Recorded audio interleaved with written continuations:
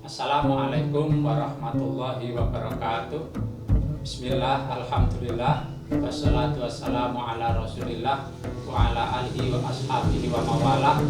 Saya Rahmat Agung Suprayogi, sarjana agama, penghulu pada kantor Kementerian Agama Kota Surakarta. Para pemirsa yang kami hormati, akan kami sampaikan hal-hal berkaitan dengan sholat Idul Fitri yang pada tahun ini akan dilaksanakan di rumah.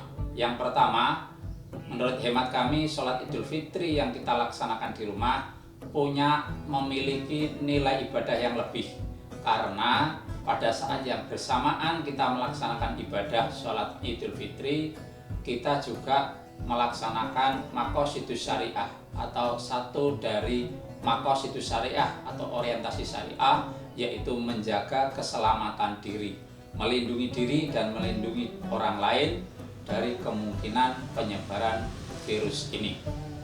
Bagaimana sholat Idul Fitri di rumah? Sesungguhnya sama dengan apa yang telah kita laksanakan tahun-tahun yang lalu di masjid-masjid atau di lapangan. Syarat dan rukunnya sama.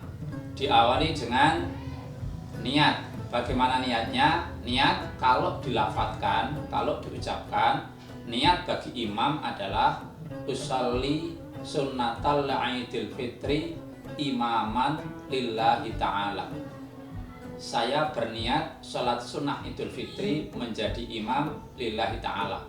Kalau niatnya sebagai makmum adalah usolli sunnatal Idul Fitri makmuman lillahi ta'ala. Saya berniat sholat sunnah Idul Fitri menjadi makmum karena Allah Ta'ala. Selanjutnya takbiratul ihram, Allahu Akbar.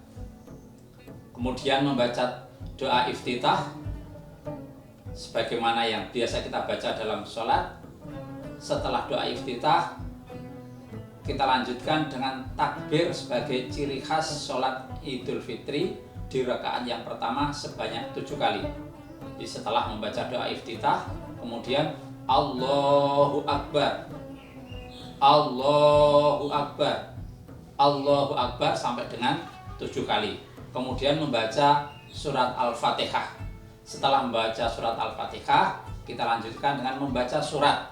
Boleh surat-surat yang pendek, bahkan kalau kondisinya harus surat pendek, cukup dengan membaca surat yang pendek, misalnya surat An-Nas, Qul a'udzu birabbin nas atau yang lain.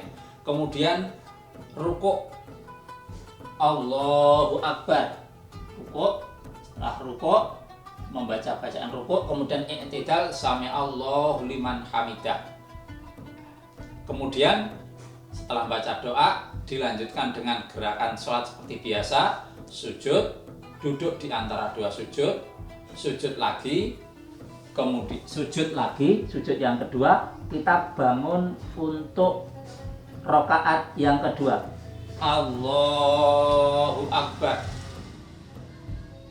Tidak perlu mengangkat tangan bangunnya. Kemudian di rakaat yang kedua kita tambah dengan 5 takbir, Allahu Akbar, Allahu Akbar sampai dengan 5 kali. Kemudian membaca surat Al-Fatihah, dilanjutkan membaca surat pilihan, kemudian rukuk dan seterusnya sampai dengan salam. Mengenai khutbah, khutbah dalam sholat Idul Fitri juga sunnah. Apabila memungkinkan khutbah, silahkan diberi khutbah pada sholat Id di rumah, yaitu dilaksanakan setelah sholat Id. Seandainya tidak memungkinkan karena tidak ada yang melaksanakan khutbah, juga tidak mengurangi keabsahan sholat. Sholat khutbah Idul Fitri juga bisa dilakukan dengan singkat dan sederhana, yaitu dilaksanakan rukun-rukunnya saja. Yang pertama, memuji Allah atau membaca hamdalah, alhamdulillah. Yang kedua, membaca sholawat, Allahumma sholli ala sayyidina Muhammad. Yang ketiga, menyampaikan wasiat takwa. Yang keempat, membaca salah satu ayat dari Al-Quran. Ayat mana yang bisa kita baca, yang bisa kita pilih, silahkan dibaca. Misalnya Qul huwallahu ahad, itu sudah cukup. Yang keempat adalah doa untuk kaum muslimin dan muslimat dibaca pada khutbah yang kedua. Jadi khutbah pun bisa kita ambil dengan yang paling simpel untuk lebih menyempurnakan ibadah sholat Idul Fitri kita di rumah. Sholat Idul Fitri bisa dilakukan secara sendirian atau munfarid, ya, bisa juga dilakukan secara berjamaah. Ketentuan dasar, ketentuan umum berjamaah itu 1 orang 1 makmum. Jadi seandainya hanya ada 2 orang, maka menurut hemat kami tetap dilakukan berjamaah. Ya. Kemudian mengenai hukum, sesungguhnya hukum sholat Idul Fitri ini ataupun Idul Adha adalah sunnah muakkadah, sunnah yang sangat dianjurkan. Ya. Kalau kita meninggalkan, ada yang berpendapat, ulama berpendapat kalau ini sampai ditinggalkan tanpa alasan yang begitu penting, ini dianggap meremehkan. Ya, sehingga kalau bisa meskipun kita di rumah tetap kita laksanakan. Kapan waktu melaksanakan sholat Id ini juga seperti biasa, seperti yang dulu-dulu, setelah matahari terbit sampai dengan matahari tergelincir, sampai dengan masuknya waktu zuhur. Ya, itu kalau sholat Idul Fitri agak siang dikit itu lebih baik. Beda dengan sholat Idul Adha yang disunahkan lebih pagi daripada sholat Idul Fitri.